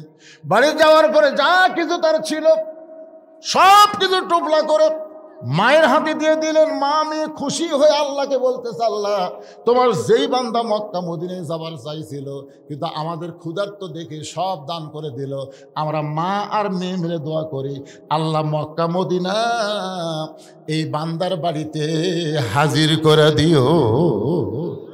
রবি ইবনে সুলাইমান বলে, মা উল্টা দোয়া করো না, কারণ মক্কা মদিনা কোনোদিন মানুষের বাড়িতে আসে না। মেয়ে দুইটার মা বলতেছে, আমরা দোয়া করার মালিক আর কবুল করার মালিককে। আমাকে মন চাইলে দোয়া করছে, আল্লাহ কবুল করতেও পারে নাও পারে। রবি ইবনে সুলাইমান চলে আসলেন বাড়িতে। নির্দিষ্ট সময় ওরা আরো 9 বন্ধু বললেন, চলো বন্ধু হজে যাই।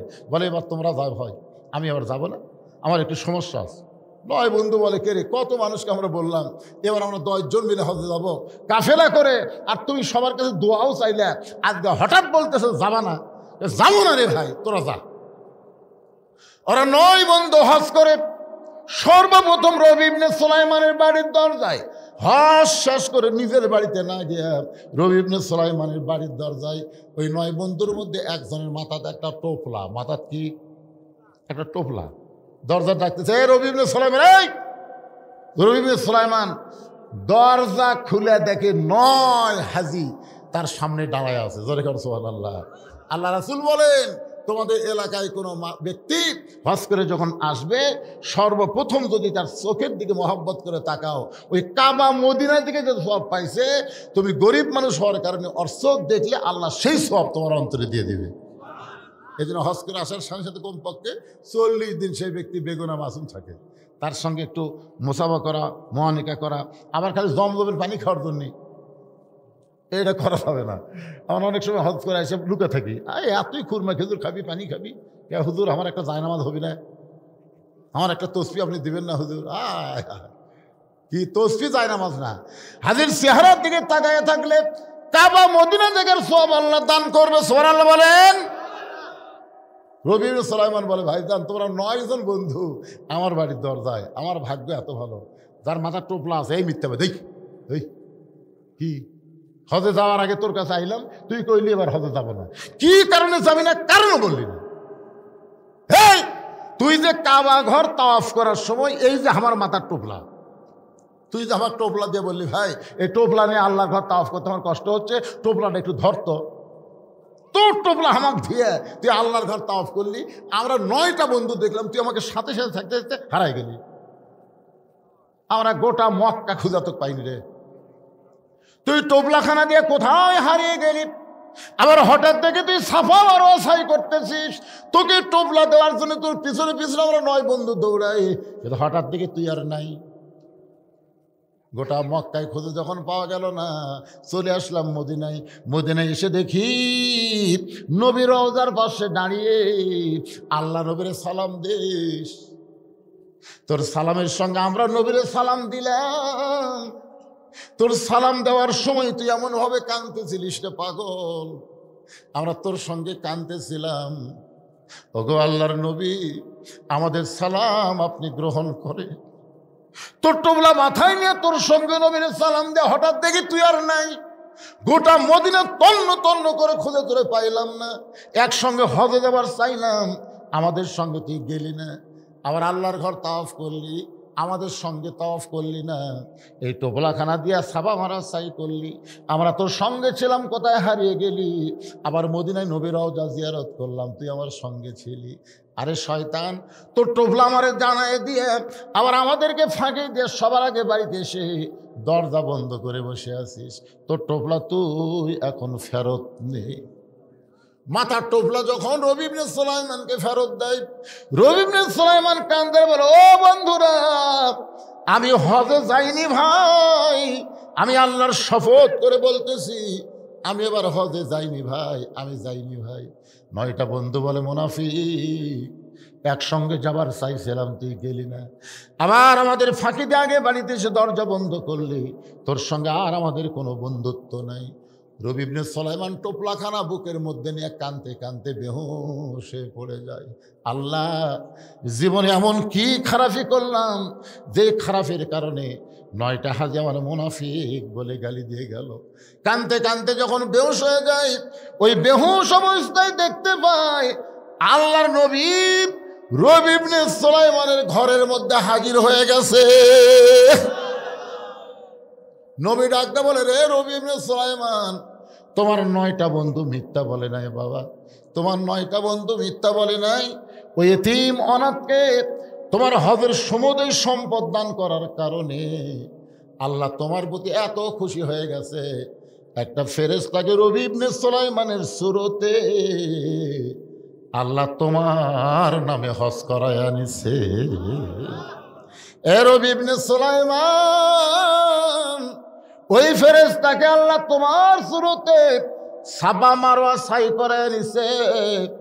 ওই ফেরেশতাকে তোমার সুরত দিয়া আমি নবী রওজা জিয়ারত করায় নিছে। রবি ইবনে সুলাইমান বল, নবী গো, আপনি যখন বলতেছেন আমার বিশ্বাস হয়, কিন্তু ওরা যে একটা টোপলা আমার সামনে ফাইলা দিল, এটা কিসের টোপলা গো, আমি একটু শুনতে চাই।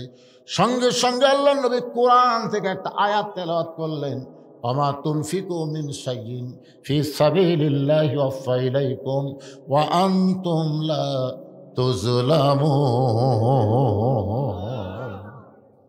এই কোরআনের আয়াত বলেই রবি ইবনে সুলাইমান চেতন পায়, দেখে টোপলা আছে কিন্তু নবী নেই। স্বপ্নের মধ্যে কিন্তু বলেছে এটা কিসের টোপলা, নবী কিন্তু আল্লাহর কোরআনের একটা আয়াত তেলাওয়াত করছে।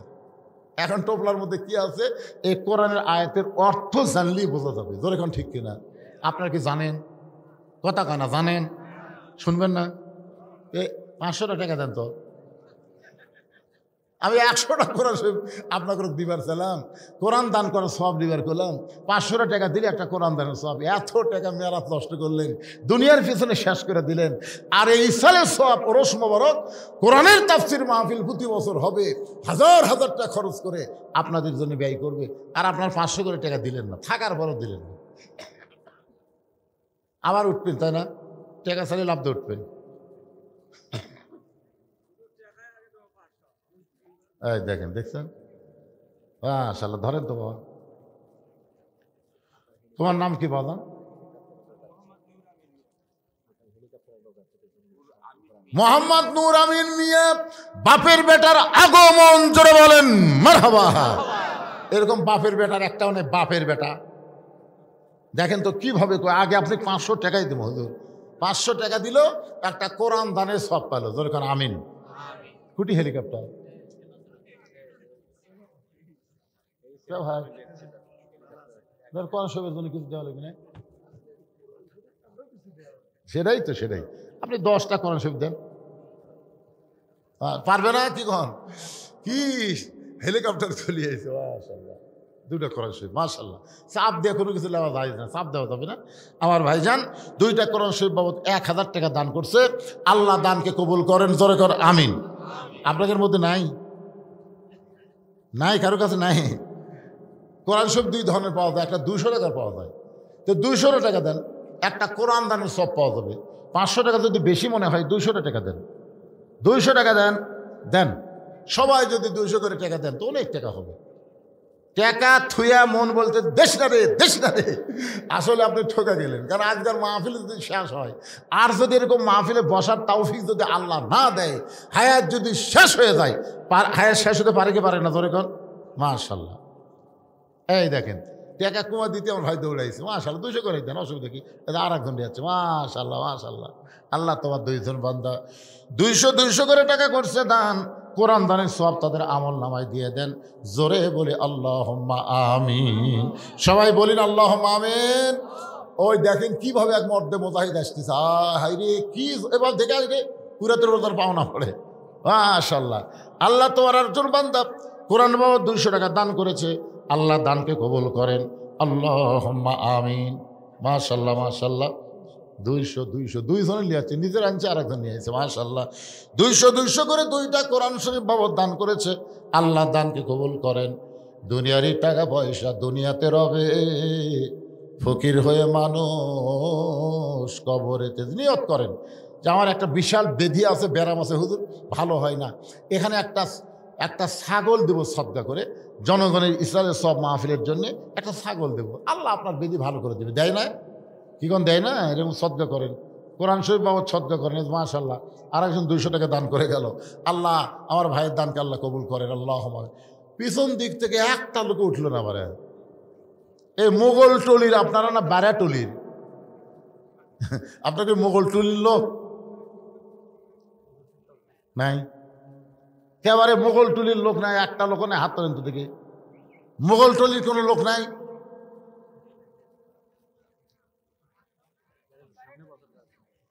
হ্যাঁ, বাকিও নেন আপনারা, বাকি না?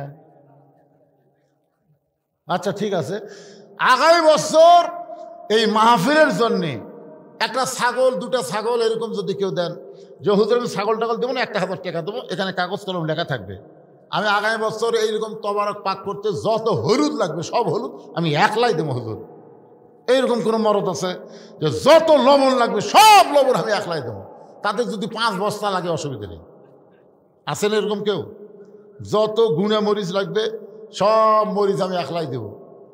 পেঁয়াজ দেব 5 জনে, 5 জন মিলে সব পেঁয়াজ দেব, তেল দেব, এরকম নিয়ত করে লিখে দেন। এখানে কাগজ কলম আছে, একটু বলেন, বলেন, সাহস করে বলেন। আল্লাহ হায়াত দিবে, আপনি দান করবেন।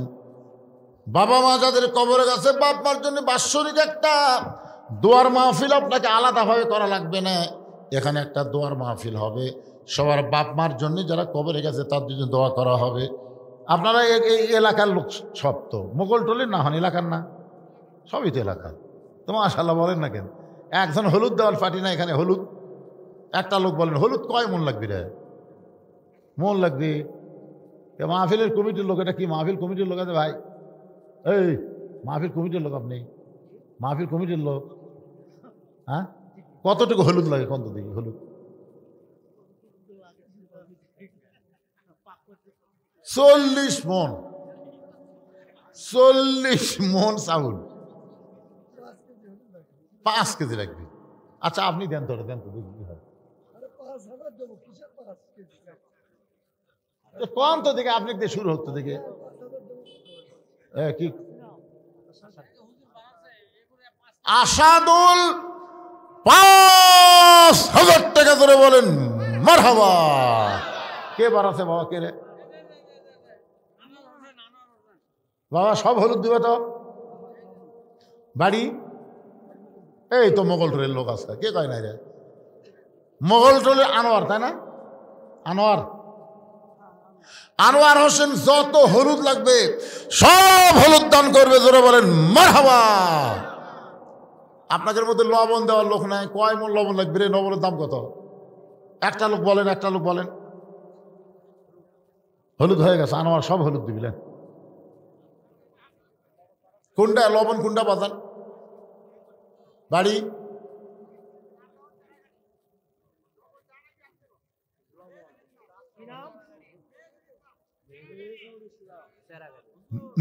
মেহেদুল ইসলাম সেরাগানি। যা লবণ লাগবে সব লবণ জোরে বলেন মারহাবা। এখন তেজপাতা দেওয়ার কোন লোক আছে? যা তেজপাতা লাগবে তেজপাতা সগলি দিবে। কি কি দিল? কি দিল বাদান? এখানে কি দিল?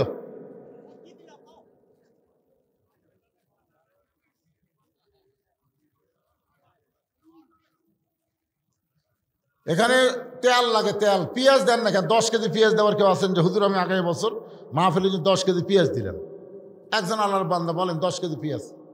একজন বলেন, হাত তোলেন। আপনারা খাবেন না বারে পাকশিক করে সবাই একসাথে খেয়ে চলে যাবেন, অসুবিধা কি? বলেন বলেন বলেন।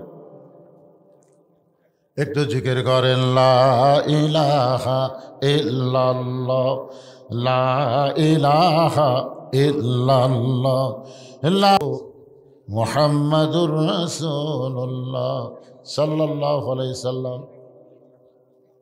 লবণ লবণ আনোয়ার দিছে হলুদ। পেঁয়াজ 10 কেজি দেওয়ার কেউ নাই। এভাবে হবে না। আপনারা কিভাবে চলান আল্লাহ ভালো জানে। এদের মাহফিল যে করতেছেন এ কিভাবে টেকা তুলছেন এতগুলো? হ্যাঁ, কঠিন অবস্থা। কি দিবেন? কয় কেজি? এই লেখেন জাহিদুল ইসলাম, বাড়ি মোগলটুলির জাহিদুল ইসলাম 10 কেজি পেঁয়াজ। জোরে বলেন মারহাবা। মন আপনাকে দিবার চায় না কেন? দিবার না চাওয়াই তো আখিরাতের প্রতি বিশ্বাস কম। যারা দিবেন সর্বসত্য ত্যাগ করে আল্লাহ আখিরাতে আপনাকে দিবে ভাইজান। অনেক মানুষ এখানে খাবে। এখানে 5টা দলের জন্য জান্নাত আশা করে, তার মধ্যে একটা দল হলো মুতাইমুল জাইয়ান, যারা ক্ষুধার থেকে অন্ন দান করে আল্লাহর জান্নাত তাদের জন্য আশা করে থাকে। আমি শেষ কাটটা বলেছি ওমান সাল্লাল্লাহু হাবিবুর রহমান, একটা হাদিসে কুদসি বলেছিলাম। এখন আসেন মূল আলোচনায়। এইভাবে ঘেঙ্গা ঘেঙ্গা আদায় করা খুব কঠিন ভাই, আমার দ্বারা হবে না। আপনারা কিভাবে করবেন আপনারা ভালো জানেন। হ্যাঁ, ঘেঙ্গা ঘেঙ্গা এইভাবে আদায় করা যাবে, তাই কার মধ্যে কি নিয়ম ঢুকেছে আল্লাহ ভালো জানে। এ ওয়াজ তো শেষ, আবার ওয়াজ কিরে পাকলা। হ্যাঁ, ফজরের নামাজ জামাতের সঙ্গে আদায় করা লাগবে। এই ওয়াজ শোনেন কি? ওয়াজ শুনতে শুনতে যারা ফজর বাদ দিবে, লঙ্গি খুলিয়া মাথায় পাগড়ি পরিবে। আল্লাহ রাসূলকে ওমর ফারুক বললেন, ইয়া রাসূলুল্লাহ 5 ওয়াক্ত নামাজের মধ্যে 3 ওয়াক্ত তাড়াতাড়ি, 2 ওয়াক্ত লম্বা কেন? আসর কিছুক্ষণ পরে মাগরিব, মাগরিবের কিছুক্ষণ পরে এশা, কিন্তু এশা থেকে ফজর, ফজর থেকে জোহর লম্বা কেন? আল্লাহ রাসূল বললেন ফজর থেকে জোহর পর্যন্ত আল্লাহ লম্বা সময় দেওয়ার কারণ হলো ওই সময়ের মধ্যে খেতে খামারে কাজ কাম করবে, ব্যবসা বাণিজ্য করবে, চাকরি বাকরি করবে, কুলি মজুরি করবে। এইগুলো করতে গিয়ে শরীরের যে ক্ষয় হবে, শরীরের যে ক্ষয় হবে, এশা থেকে ফজর আল্লাহ লম্বা সময় দিল। ওই লম্বা সময় ঘুম পারলে ওই দেহের ক্ষয়টা আল্লাহ ঘুমের মাধ্যমে পুরা করে দিবে। এই জন্য আল্লাহ বলেছেন নাওমাকুম সুবাতা, ঘুম হলো জান্নাতের নিয়ামত। সুবহানাল্লাহ কন। এবারে এই ছোট্ট বাচ্চা উনি আবার ভিডিও ম্যান হয়ে গেছে রে, কিরে বা? ওরস শব্দের অর্থ হলো ওরস, ওরস। এটা ঔরস থেকে ওরস। আমার কথা বুঝলেন? একজন আল্লাহর ওলির ছেলে, একজন এরকম করতে করতে ওনারা ওরসকে ফার্সি শব্দ বলা হয়েছে। ওরস মানে আল্লাহ আর বান্দার মধ্যে মিলন হওয়া। মিলন বোঝেন? এই মিলন মানে এখানে আল্লাহর অনেকগুলো বান্দা আসবে, এখানে আল্লাহ রহমতের ফেরেশতা আসবে, কোরআন হাদিস থেকে আলোচনা হবে, লাস্টে তাবারক হিসেবে কিছু পাবে। এর মাধ্যমে 1 কেজি 1 জগ পানির মধ্যে 1 মুষ্টা চিনি ঘন্টন দিলে ওই চিনি যেমন পানির মধ্যে বিলীন হয়ে যায়, শত চেষ্টা করলেও চিনিকে যেমন পানি থেকে আলাদা করা যায় না, খুঁজাও পাওয়া যায় না। জোরে করার কথা ঠিক কিনা? এখন ওইটা আগে যখন ছিল তখন সবাই বলতো চিনি পানি, পানি চিনি। আমার কথাই বুঝলেন? চিনি এই জায়গাতে আছে, এই জায়গাতে 1 জগ পানি আছে। আপনার কি বলবেন? 1 জগ পানি, 1/2 কেজি চিনি। কিন্তু চিনি আর পানি যখন একত্র হয়ে গেল, দুইটা ঘন্টন মারলে ওইটা মুখে দেওয়ার পরে কেউ বলবে না পানি, কেউ বলবে না চিনি, কেউ বলবে পানি, কেউ বলবে পানি, কেউ বলবে না।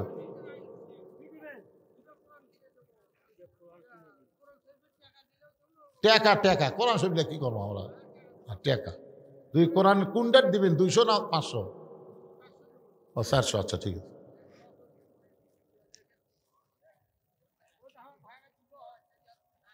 আচ্ছা ঠিক আছে বাবা, অসুবিধা নেই। হে কি বলবেন এখন? ওটা মুখে দেওয়ার পরে কেউ চিনি বলবি? কি বলবে? শরবত। কেউ পানিও বলবি না, চিনিও বলবি না, আলাদা একটা নাম হবে। তো আল্লাহ এবং বান্দা যখন ইবাদতের মধ্যে সামিল হয়ে যায়, তখন বান্দা আল্লাহ এমন একটা অবস্থায় পৌঁছে যায়, আল্লাহও থাকে না, বান্দাও থাকে না, আল্লাহ ওয়ালা হয়ে যায়। ধরে বলেন কি কথা কয় না? লোকটা বড় আল্লাহওয়ালা রে, ওর মধ্যে কি আছে? ওয়ালা আছে, আল্লাহ আছে, আছে না নাই? তো ওরসটা হলো ঠিক ফার্সি শব্দ, বা একে যা আরবিতে বলা হয় আল্লাহওয়ালা, আল্লাহর অত্যন্ত মোত্তাকি পরহেজগার বান্দাদের মিলন মালা। ধরে এখন সুবহানাল্লাহ।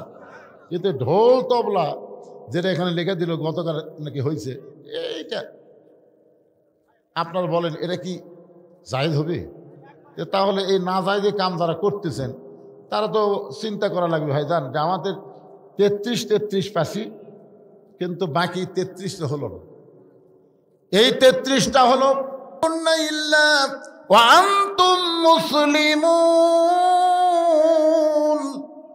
রুহের জগতে আল্লাহ আমাদের পক্ষে ছিল, দুনিয়ার জগতে মুসলমানের ঘরে আল্লাহ কবুল করলো। মরার সময় মুসলমান হয়ে আমাদের মরতে হবে।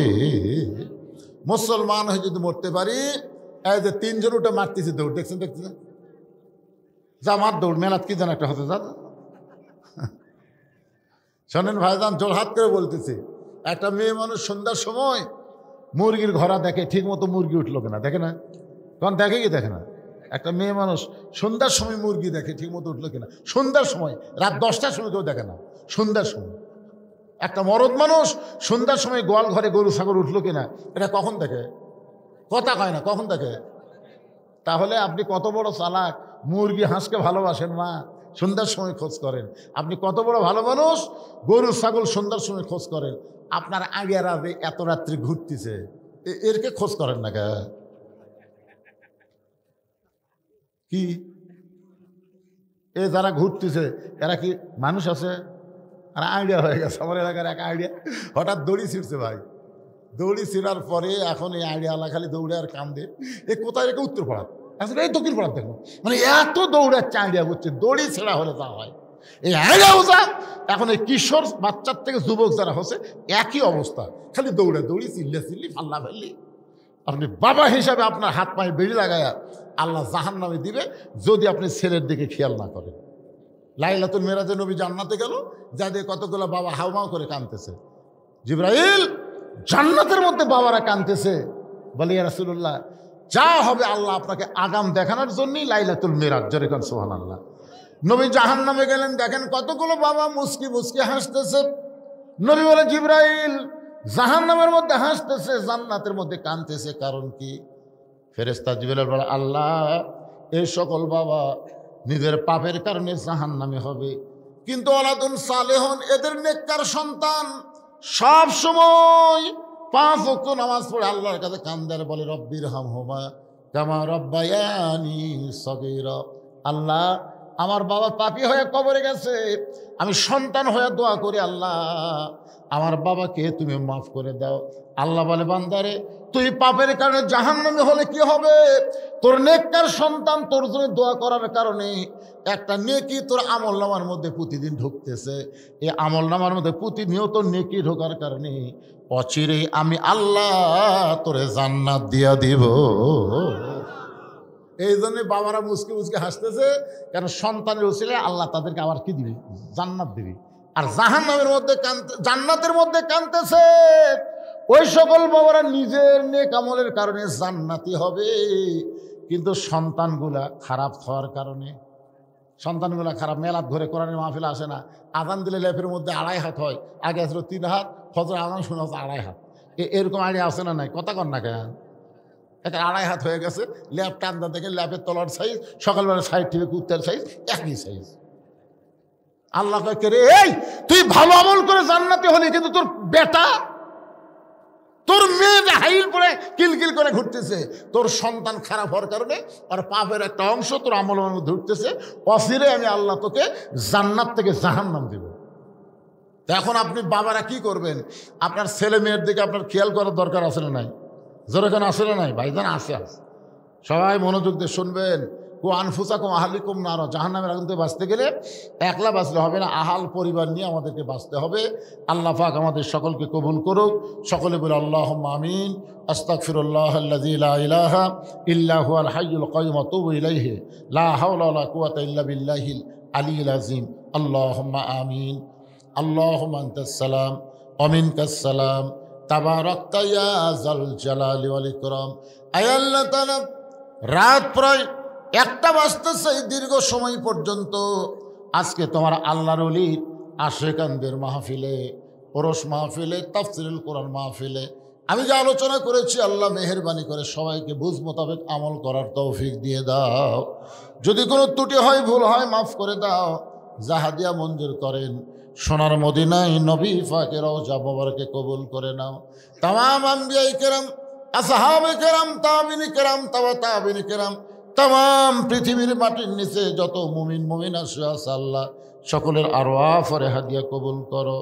আমরা যারা হাত তুলেছি, আমাদের জনম দুঃখনী মা বাবা যাদের কবরে গেছে, আল্লাহ মেহেরবানি করে মা বাবার কবরকে জান্নাতের টুকরা বানায় দাও।